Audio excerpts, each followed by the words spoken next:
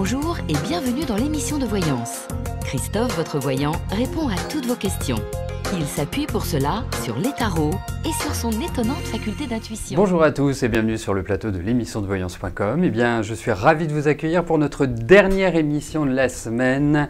Alors, comme je vous le disais hier, bien évidemment, je vais répondre à vos questions et puis nous ferons une petite incursion d'une manière globale sur les tendances astrologiques, voir un petit peu comment le ciel se comporte et quel sera l'impact des aspects planétaires, du mouvement de nos chères planètes, on va dire au niveau mondial. Après, on peut le rattacher bien sûr à l'individu, mais ça donnera, je dirais, les tendances d'une partie de l'année. Voilà. Bon. Quoi d'autre? C'est tout. Je voudrais juste vous rappeler également que jusqu'à dimanche seulement, vous bénéficiez pour toute consultation que vous prenez, et quelle que soit la consultation que vous prenez, d'une remise de 15% avec Rose. Donc, profitez-en. Vous trouverez les prix qui ont été modifiés, donc avec votre remise de 15%. Donc si vous l'avez déjà consulté, c'est le bon moment aussi de la reconsulter. Et si vous ne l'avez jamais consulté, je trouve que c'est tout à fait le moment opportun pour le faire. Voilà, bon, allez, on y va. Alors, juste une chose aussi, vous avez l'heure qui est marquée sur le chat. N'en tenez pas compte, il y a un décalage qui peut être de l'ordre de 3 minutes. On ne sait pas pourquoi, c'est comme ça. C'est peut-être que le chat, il vit dans une temporalité qui est différente de la nôtre. Allez savoir. Que voulez-vous? Nous sommes dans l'ésotérisme, donc il peut y avoir des phénomènes inexplicables. Donc je vais commencer par la question d'Emeline. Emeline, bonjour. Est-ce que je pense que vous faites bien de déménager en mai?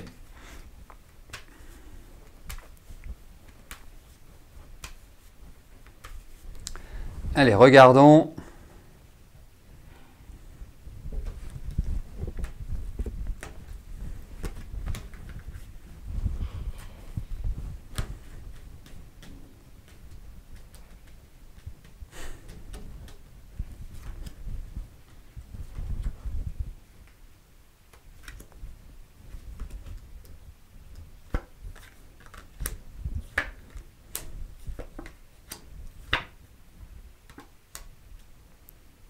Vous n'avez plus le choix. Non? Alors, il y a un petit hic, on sent qu'il y a un petit pincement, au cœur par rapport à ce déménagement. Enfin, vous savez, pardonnez-moi, ne vous faites pas de mouron comme ça. Vous savez, je dirais une chose, c'est qu'en fait, je suppose que vous avez prévu votre déménagement depuis un certain temps. La seule chose, c'est que j'ai l'impression que depuis un petit mois, vous êtes un peu plus ballotté, plus de mourons, plus de fatigue, plus de stress, plus d'anxiété. Enfin, intérieurement, j'ai l'impression que c'est un peu les montagnes russes. Moments ça va, d'autres moments ça va pas. Enfin, vous voyez, vous avez du mal entre guillemets, à trouver de l'apaisement, à trouver de la sérénité. Alors, il va y avoir une période, à mon sens, d'adaptation, mais il y a cette idée de déménagement. C'est comme s'il y avait des choses qui se signaient, donc je suppose que vous les avez déjà signées. J'imagine. Mais pour moi, quelque part, même si ça remet en cause beaucoup de choses, voilà, c'est pas une mauvaise chose, mais vous en apercevrez un peu plus tard. Et surtout, là où je veux attirer votre attention au-delà du déménagement, parce que quand les choses sont actées, qu'elles sont faites, dans la vie, il ne faut jamais avoir de regrets. Les regrets, ça ne sert à rien. Ça sert à une chose, c'est à nous ralentir et à nous empêcher d'avancer et à nous faire quelque part penser à un passé qui est révolu. Donc tournez-vous vers l'avenir, pensez à votre nouvelle maison, à comment vous allez l'aménager, à ce que vous allez faire dedans, à comment vous allez vivre. Et surtout le point essentiel, et c'est plus vous, c'est quelque part arrêtez de vous faire du mouron. Vous êtes dans un stress là, détendez-vous. Détendez-vous. Je trouve que le sommeil n'est pas bon, je trouve que intérieurement vous êtes complètement brinque-ballé à gauche et à droite. Vous voyez, on a l'impression que quelque part vous n'arrivez pas à vous... J'ai l'impression que vous êtes comme un puzzle qui est complètement dispersé et que vous essayez de réunir les pièces. Cool, cool. Vraiment cool. Après, j'ai vu par rapport à votre...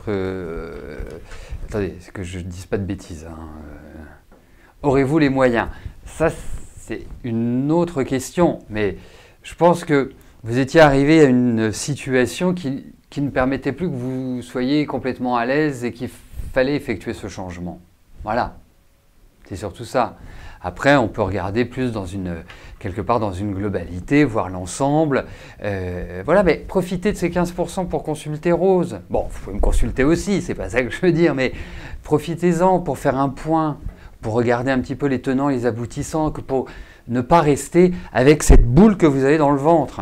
J'ai l'impression que ça fait un mois que vous êtes comme ça.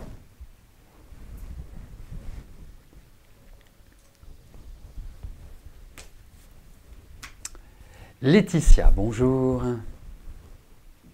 Vous avez une sinusite depuis 4 semaines, malgré 3 traitements différents, ça ne passe pas. Vous faites une radio lundi prochain pour vérifier si vous n'avez pas d'infection des sinus. Campange. Allez, regardons tout ça.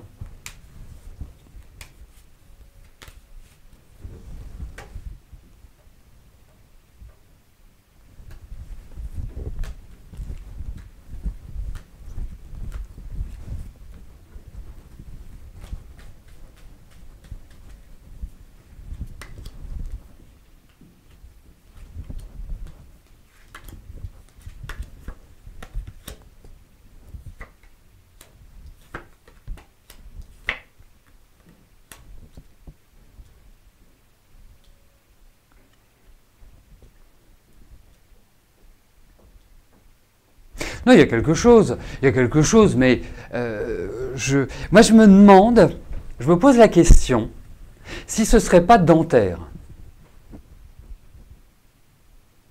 Je me demande si c'est pas par rapport à un problème de dents. Mais l'autre point, c'est que je vous trouve fatigué. Je vous trouve las. Hein, je ne vous trouve pas dans une excellente énergie. Mais on voit bien, hein, il y a les problèmes respiratoires. Et il y a surtout les problèmes de dents. Enfin, D-E-N-T, pas à l'intérieur. Donc c'est ça qui ressort, mais ça va se régler. Vous en faites pas, ça va se régler. Ah, mais ce n'est pas une question d'avoir mal aux dents ou pas mal aux dents. Hein. Vous savez, parfois, il suffit qu'il y ait... ça peut être une petite infection dentaire qui ne se porte pas sur les dents et qui se porte sur les sinus. Par exemple, ça peut être ça. Ça peut être aussi une racine qui touche un des sinus ou qui se rapproche un peu trop. Mais effectivement, il y a un truc, mais qui va se régler, vous inquiétez pas. Voilà, il n'y a pas quelque chose de gravissime dans ces cartes. Mais fatigué, oui, hein. Allez, moi je vais vous dire une chose. Fatigué, magnésium marin. C'est la meilleure chose à faire. Voilà.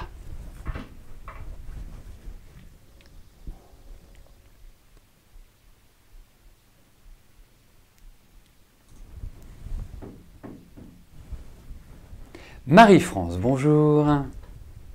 Allez-vous trouver un job ou plusieurs cette année ? Car vous ne vous en sortez pas financièrement. Vous avez passé une annonce en ce sens.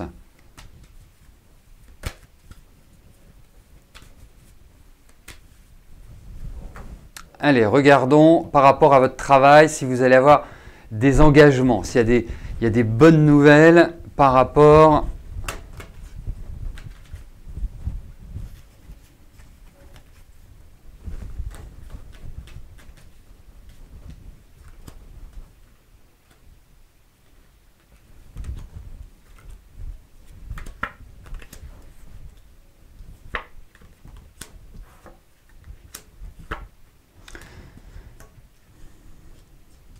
Écoutez, moi je pense que oui, vous allez avoir des engagements.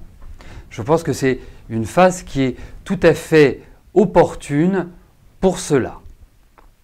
Ça peut mettre peut-être un peu de temps, ça peut être un peu poussif au démarrage, mais alors soudainement, vous voyez, soudainement, tel le volcan en éruption, eh ben, soudainement vous allez avoir du boulot. Soudainement, ça va rentrer. Et je pense que ça va se diversifier. Donc, a priori,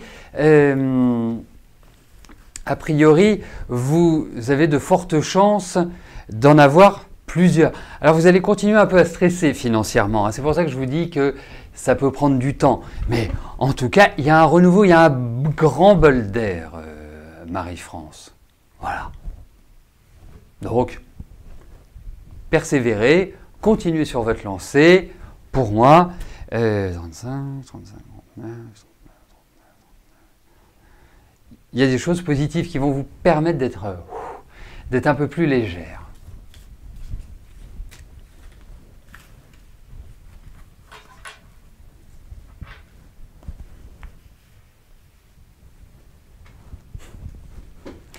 Alors, il y a deux choses. C'est pour répondre à Aulnay. Il y a le magnésium marin et magnésium marin plus vitamine B1. Le magnésium marin, c'est quand on est fatigué, quand on est là, quand on... Voilà. La vitamine B1, c'est quand on stresse. C'est vraiment une vitamine qui nous permet de redescendre en pression. Donc, après, ça dépend. Vous trouverez dans la zone shopping, sur le site, le magnésium marin avec la vitamine B1 ou le magnésium marin tout seul. Ça, après, c'est en fonction de chacun. Sachez une chose, c'est qu'en termes de vitamines, vous trouvez tout et n'importe quoi. Je vous conseille vraiment de privilégier les produits qui sont naturels. Qu'est-ce que j'appelle un produit naturel? C'est un produit déjà qui n'a pas été fait par les laboratoires chimiques. C'est la première chose. La deuxième chose, il y a aussi un point qui est important, c'est de regarder la composition. C'est-à-dire que moins vous aurez d'ingrédients, mieux ce sera. Si vous prenez de la vitamine C, pourquoi vous avez 15 ingrédients qui vont suivre derrière pour ceci, pour cela? Donc, prenez des choses qui sont simples. Alors, bien sûr, c'est plus cher, indéniablement, puisque quand vous achetez des produits X ou Y qui contiennent un peu de ceci, un peu de cela. Vous savez, moi je prends une fois par an de l'acérola en entrant dans l'hiver. L'acérola, c'est une vitamine C. Une vitamine C qui, à la base, est naturelle. D'où vient-elle? Elle vient d'Amérique du Sud, c'est une cerise. Voilà, on extrait de la cerise. J'ai regardé certaines fabrications d'acérola, je trouvais l'acérola en 5e ou 6e position. Ça veut dire que c'est absolument pas dominant. Donc vous avez l'impression de prendre une vitamine, parce que c'est marqué acérola, c'est marqué vitamine C, et en réalité c'est très faible. Donc ça sert à rien. Voilà. Donc, vous savez, dans la vie, tout a un prix. Le pas cher finit souvent par être cher, parce qu'en fait, il n'a pas les effets escomptés. Donc, vaut mieux prendre des produits qui sont de qualité, et c'est pareil pour la nutrition. Après, je peux comprendre les problèmes de budget.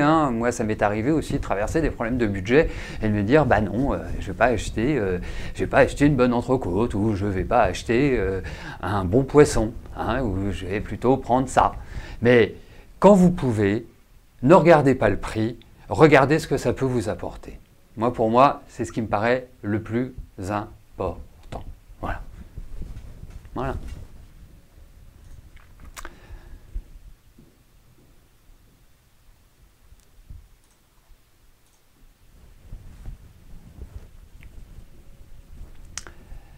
Ah ben non, Marie-France, ça y est, c'est fait. Ah ben voilà, Marie-Hélène, c'est notre journée Marie. Vous venez d'être acheté par un groupe américain. Il va y avoir un très grand changement au niveau de l'organisation. Vous êtes assistante achat, vous êtes stressé, allez-vous vous en sortir?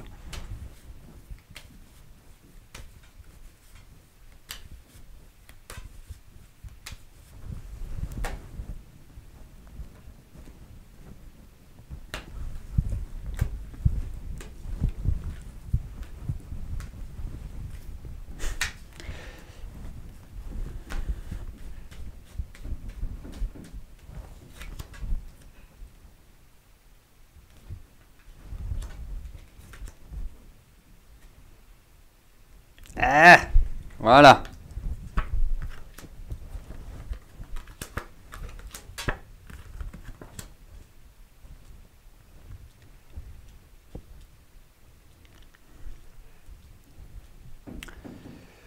Donc, une bonne petite cure de vitamine B1, Marie-Hélène, vous ferait le plus grand bien pour justement vous déstresser. Ensuite, par rapport à l'entreprise, il y a plein de choses qui sont en préparation, il y a plein de choses que vous ne savez pas, dont vous n'avez pas quelque part, dont vous n'avez pas conscience à l'heure actuelle. Mais effectivement, il y a vraiment l'idée au niveau du, comment dirais-je, au niveau de votre travail, d'un grand changement. Mais c'est comme si on reprenait les choses quelque part, je ne vais pas vous dire à zéro parce que ce n'est pas exactement ça, mais c'est comme si, d'une certaine manière, il y avait, par rapport à l'entreprise, comme s'il y avait une refonte totale. Alors ça va faire, à mon sens, ça va faire des dégâts, hein, ça c'est indéniable, hein, il y a vraiment cette idée-là qui ressort, mais j'ai l'impression que même si vous allez vivre un changement, il faut y aller très cool, très, je dirais d'une certaine manière, très zen pendant le premier semestre, parce que je pense qu'il y a beaucoup de choses qui se décideront sur le deuxième semestre. Et pour moi, c'est comme si vous preniez un nouveau départ sur le plan professionnel. Donc, détendez-vous, zen, hein, parce que pour ma part, il y a effectivement des remises en cause, il y a effectivement des décisions qui doivent être prises, mais c'est comme s'il y avait une sorte pour vous de nouveau départ au niveau professionnel.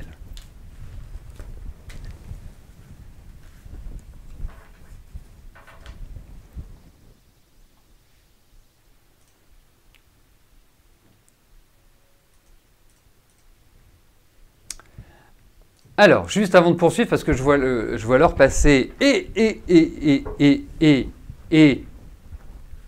on va parler très rapidement de l'astrologie et des aspects. Alors, j'ai préparé mes anti-sèches, parce que je n'ai pas pu le travailler comme je voulais, donc pour ne pas oublier quoi que ce soit. Alors, à l'heure actuelle, on a quand même quelque chose d'assez formidable, c'est que nous avons Jupiter qui est en Balance.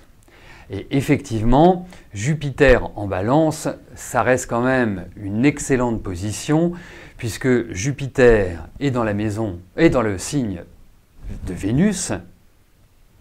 Et donc, les deux bénéfiques du zodiaque, ceux qui nous portent chance, ceux qui nous permettent d'ouvrir des portes, ceux qui nous permettent d'avoir du charme, ceux qui nous permettent de concrétiser ce que l'on souhaite, sont en osmose.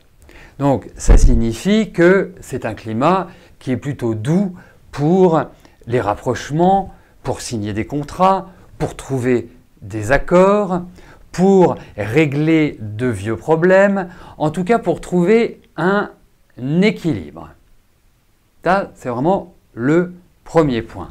Alors, effectivement, il faut ajouter à cela, au-delà des balances qui sont quand même les plus privilégiés, entre guillemets, cette année, les Gémeaux et les Verseaux aussi ont une excellente carte à jouer, puisque cela forme un aspect positif, un aspect qui va donner une certaine ampleur, une certaine envergure.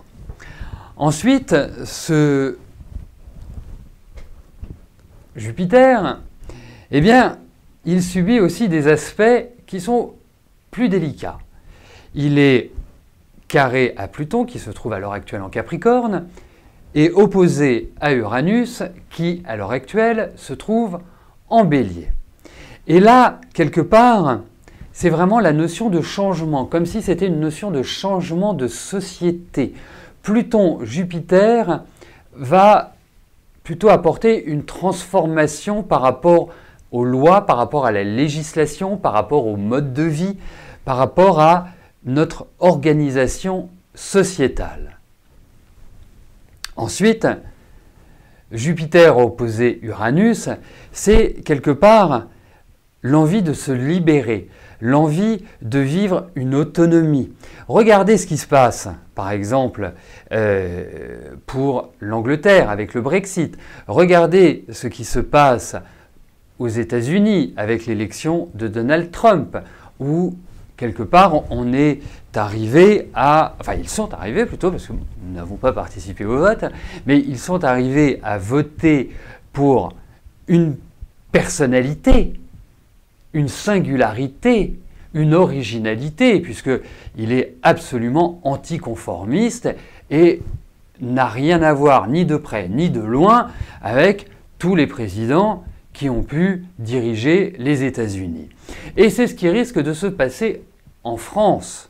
On le verra en son temps, mais effectivement, attendons-nous avec cette triple position Jupiter en Balance, Uranus en Bélier et Pluton en Capricorne, à avoir quelqu'un en tant que président de la République qui va secouer fortement le cocotier. D'autant plus que nous allons avoir d'ici quelque temps Saturne qui va arriver en Capricorne, donc qui va arriver chez lui, qui va à un moment donné faire une conjonction avec Pluton, et la conjonction Saturne-Pluton est une conjonction qui va obligatoirement entraîner une refonte totale de nos structures de vie, d'existence et de nos principes de fonctionnement. Donc, on peut s'attendre, premièrement, à pas mal d'éclatements dans les différents pays. Ça peut être des changements de majorité, ça peut être aussi des révolutions, ça peut être quelque part l'installation, grâce à Jupiter en Balance, d'un pouvoir qui va aussi tenter de trouver un équilibre. Mais en tout cas, je pense, quand on fait un retour en arrière, quand Pluton est arrivé en Capricorne, c'était fin 2007, en 2008, quand on a eu la crise financière. Vous regardez ce qui se passe ce qui s'est passé également au niveau alimentaire, Pluton en Capricorne.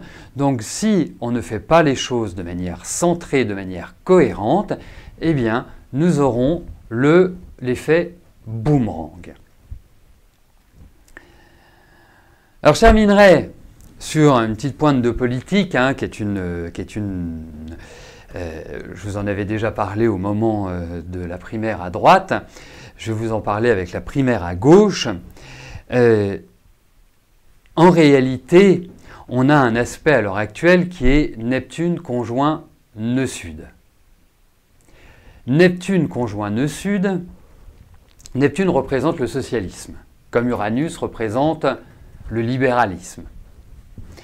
Donc Neptune conjoint nœud sud, c'est comme si les idées socialistes n'étaient plus porteuses. Ça fait quelque temps que ça dure ce transit, mais c'est comme si, quelque part, cette position faisait perdre de l'adhérence ou que l'on ne se reconnaissait plus dans cette idée du socialisme. Donc, a priori, pour l'instant, on ne sait pas qui se présente et donc je ne me prononcerai pas sur l'élection présidentielle, mais en tout cas, il y a peu de chances qu'il y ait aujourd'hui un candidat socialiste qui puisse gagner l'élection présidentielle.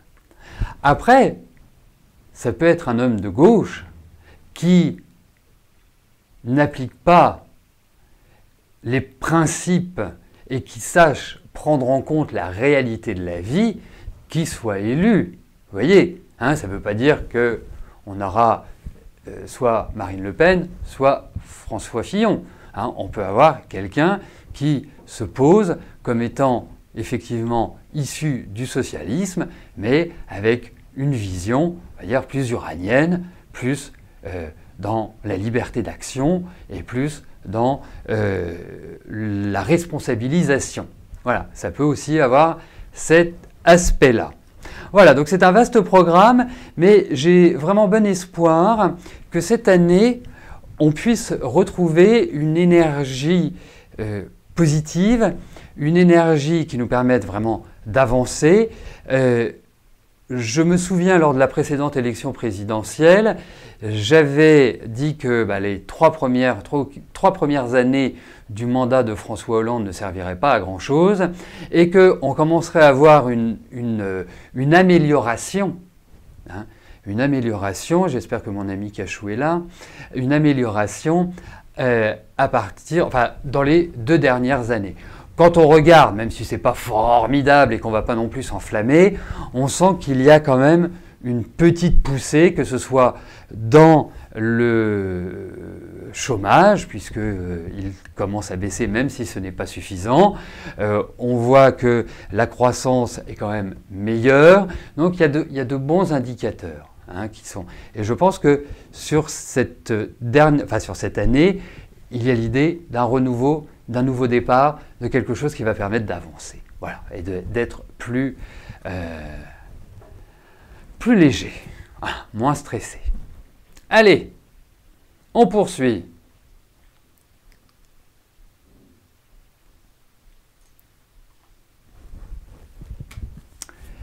Rosanna, bonjour. En 2016, il y avait l'idée d'une rencontre. Effectivement, c'était juste l'idée. Qu'en est-il aujourd'hui de votre évolution sentimentale, rencontre prometteuse?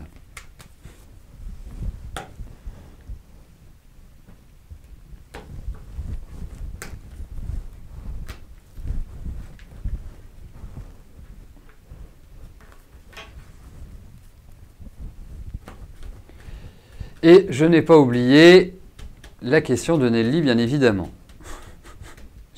J'ai juste inversé. Allez, voyons pour votre question, Rosanna, enfin Pascal.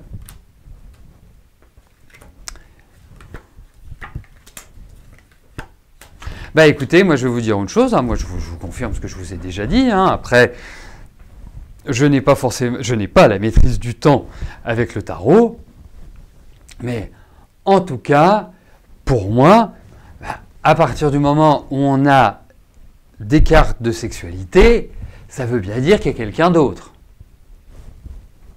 En principe. Donc, pour moi, il y a comme quelque part une page qui se tourne, il y a l'idée d'un changement sur le plan affectif.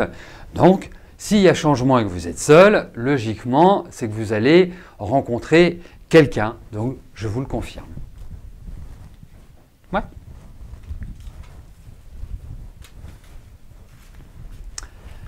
Donc j'en viens à la question de Nelly. Nelly, bonjour. Votre frère Bruno vous a appris durant les fêtes qu'il avait certainement un cancer de la prostate.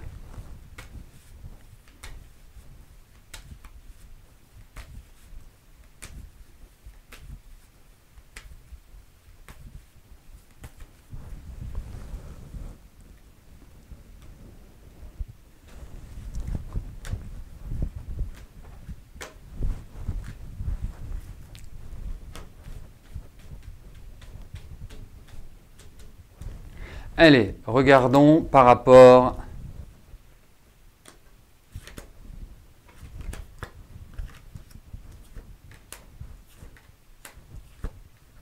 Écoutez, effectivement, c'est ça que je trouve toujours assez hallucinant dans le tarot, c'est qu'on parle de prostate et on retrouve les cartes. La prostate, c'est vraiment lié aux parties génitales de l'homme, indéniablement. Et de l'homme avec un petit H, bien sûr. Et là, oui, il y a un truc, indéniablement. Mais je ne suis pas sûr pour moi, ça va se régler. Ça, c'est une chose. Et puis, j'ai l'impression qu'ils ne vont pas tout retirer. C'est-à-dire qu'ils vont permettre à votre frère, d'une certaine manière, de garder ce qu'on pourrait appeler sa virilité. Vous voyez, j'ai cette impression-là.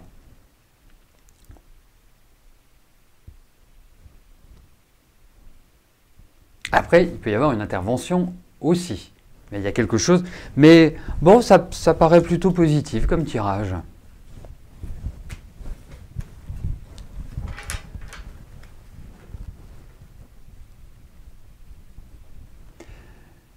Eh bien, nous arrivons au terme de notre émission. Je vous souhaite à tous une excellente journée, un très agréable week-end et nous nous retrouvons à partir de lundi, 13 h, pour une nouvelle semaine de voyance en direct. Merci et je vous dis à plus tard. Bye bye.